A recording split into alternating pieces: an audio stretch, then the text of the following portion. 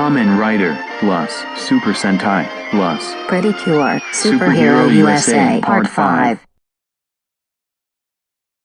Continuing on from the previous part, the Emperor of the Dakuretsu, Kagura, explains that they are aliens who sought out to conquer planets and extinct the population by the army's poisonous ooze, as Earth is their next target. The identical Kaido now as Cure Man flies towards Kagura to punch him, who blocks it and finds out that a person from Curetopia managed to escape its poison. As Cure Man says he will take back his home planet free from Dakuretsu's control and avenge the Curetopians' deaths, including his parents. Kagura says it's hopeless and that power and control is greater than freedom, as he shoots him down with his purple ooze beam from his mouth, trapping the hero in that sticky slime. Kagura drinks his special ooze liquid elixir after shouting, "Magic elixir, make my body grow." This turns him into a giant, saying that the United States and later other countries will feel the power of the poison law.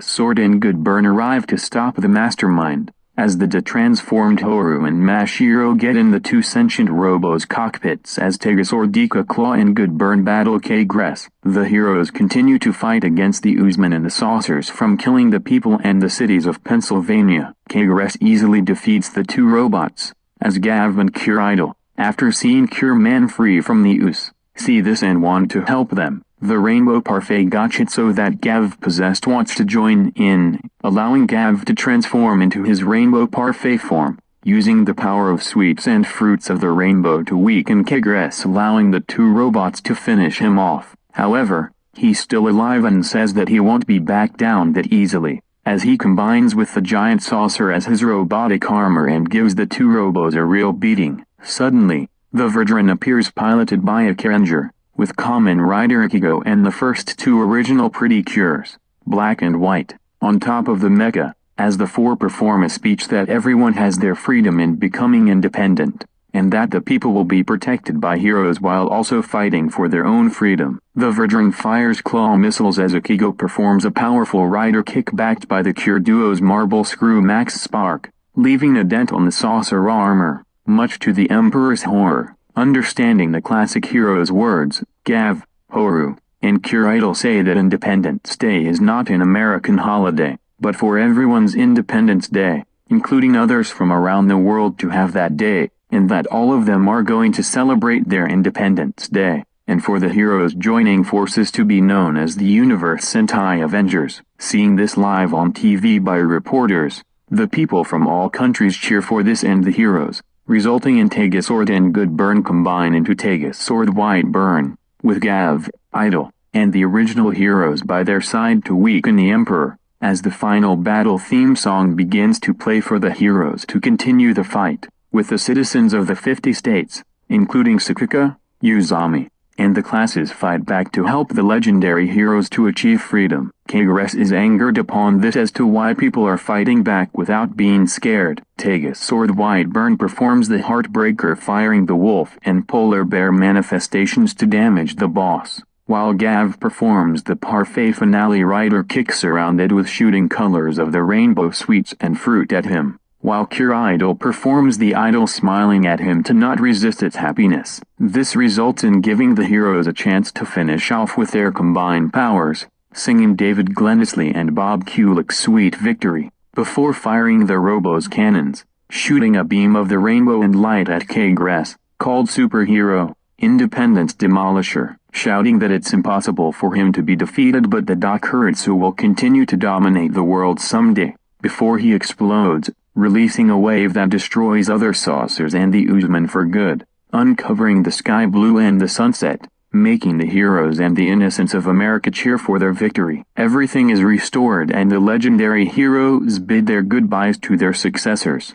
During that, Cure Idol sees Cure Man not happy while looking at the sky, making her confused and asking him what's wrong. Cure Man explains his story that he was born from Curetopia, a planet very far away from Earth, where the Dakuretsu approached it and infected it with ooze. At a young age, his parents sent him in a space pod towards Earth where he'll be staying to train and avenge his parents and the people by the army as Cure Man. Now that the Earth is safe, the only thing left is to return to Curetopia and set it free from the army's control. telling her that the Kagurash they fought was a fake, meaning the real deal is controlling the hero's planet. This made Idol and the heroes surprised by this and support Cure Man to rescue his planet. Cure Man thanks his friends, and apologizes for mistaking himself as Kaido that Idol's concerned about and that he'll be staying for the fireworks before leaving to get prepared for a rescue mission someday. Hours later that afternoon, now the 5 heroes sent by the mysterious person will be staying with the 9 for the fireworks.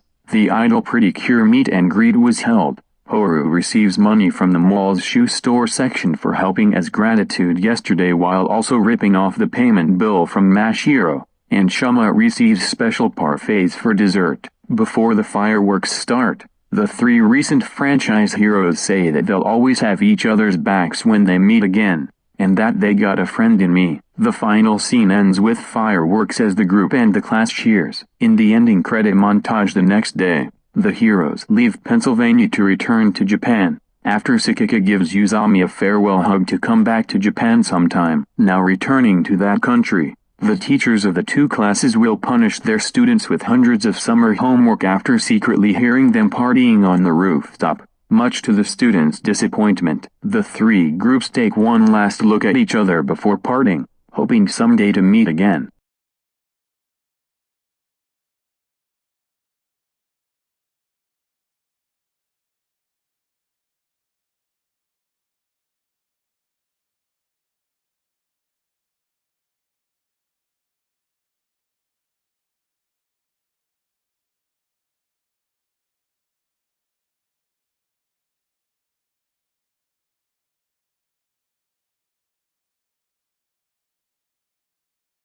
Back in Ohio during the attack, Kunihiro Oda as Akiba Red defeats the Uzman before getting confronted by Kamen Rider Carries and Bestis, recognizing them from respective Gav and Gozyugers' upcoming movies, who the 2 came to attack the 50 states alongside with the Dakuretsu. Akiba Red summons Mentor and B-Fighter Kabuto to weaken them, causing them to retreat to get prepared for their goals. After the 2 metal heroes disintegrate, the people cheered on the Universe Warrior, who thanked them and secretly said that he'll become the real world's #1 hero. Watching him from behind is the new Kamen Rider, Zestz, who briefly appears seconds before walking away.